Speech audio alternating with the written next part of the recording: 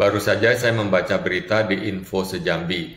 Diberitakan bayi usia 40 hari meninggal dunia usai mengikuti PIN polio. Sebelumnya saya mengucapkan turut berduka cita kepada Ibu Elita atas kepergian bayi Domanita. Semoga bayi Domanita mendapat tempat yang terbaik di sisinya.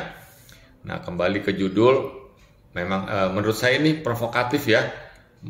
Memang benar ya, judul itu harus semenarik mungkin untuk orang lain membacanya. Dan memang benar bayi Domanita ini paginya mengikuti PIN polio dan malamnya mendadak meninggal dunia. Ya nggak ada yang salah, tapi kalau saya melihat ulasan di netizen ini, di ulasan itu banyak orang tua yang menjadi takut membawa anaknya mengikuti PIN polio ataupun imunisasi yang lainnya.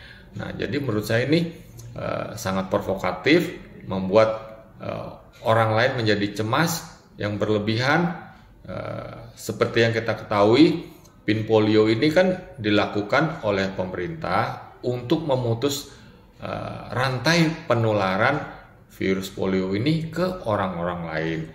Nah, dari data yang ada, banyak negara ya selain Indonesia memakai vaksin oral polio dari Bio Farma ini, dan sudah ratusan juta dosis loh. Nah, dari laporan yang ada, memang ada istilahnya tuh KIPI ya, kejadian ikutan pasca imunisasi ya. Mungkin orang awam bilang efek samping, misalnya panas, mual, muntah, nggak nafsu makan, mencret, tapi tidak ada laporan kematian. Nah, jadi orang tua boleh khawatir, tapi jangan berlebihan.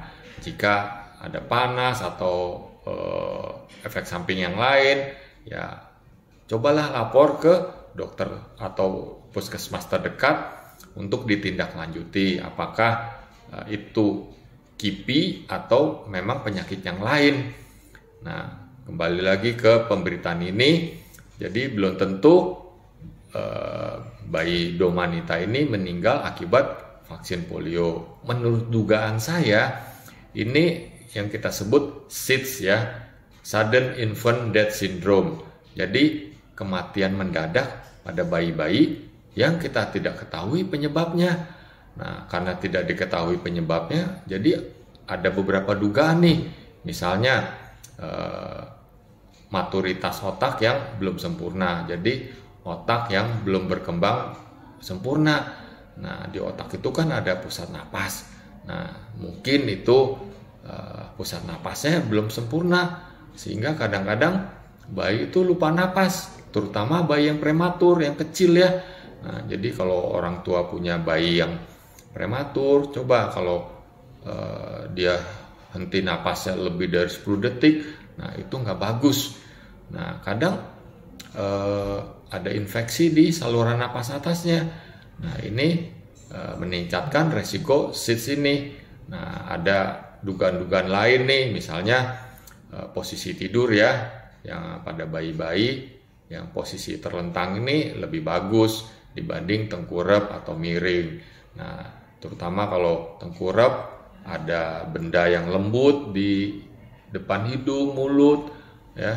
Nah, itu bisa menyumbat saluran napas sehingga bayi nggak bisa napas. Ya, biru. Kita juga kalau nggak napas ya jadi biru. Nah, dari kepustakaan, SIDS ini, Sudden Infant Death Syndrome, sering pada bayi usia 2 bulan sampai 4 bulan, seperti pada bayi Domanita ini. Nah, bisa juga dugaan-dugaan ini ya pada ibu yang hamil usia kurang dari 20 tahun, atau yang ibunya merokok, atau setelah lahir ada yang merokok sehingga bayinya jadi perokok pasif. Nah, ini jadi dugaan-dugaan ini ya tentu meningkatkan resiko SIDS ini. Nah, jadi bagaimana pencegahannya? Ya, baiknya bayi kalau bisa tidurnya terlentang, jangan tengkurap atau miring. Nah, kalau kasih ASI baiknya sambil dipangku, jangan sambil tidur. Nah, apalagi kadang-kadang kan ibunya capek, tengah malam, subuh, ya kadang-kadang ketiduran. Nah, apalagi kalau payudaranya besar, bisa menutupi hidung, mulut, ya sehingga bayi juga susah napas. Nah, kalau bisa usahakan tidurnya jangan satu ranjang dengan orang tuanya ya, karena ini akan meningkatkan resiko SIDS. Boleh aja di satu kamar, tapi tempat tidurnya terpisah. Nah, kalau bayinya mau di tummy time, jangan sambil tidur ya bayinya. Usahakan saat bayi terbangun, sering tummy time ya. Nah, sering kan di medsos-medsos itu, oh iya bayi bagus ya di tummy time, untuk otot punggungnya lebih kuat. Iya, tapi baiknya saat bayi posisi terbangun.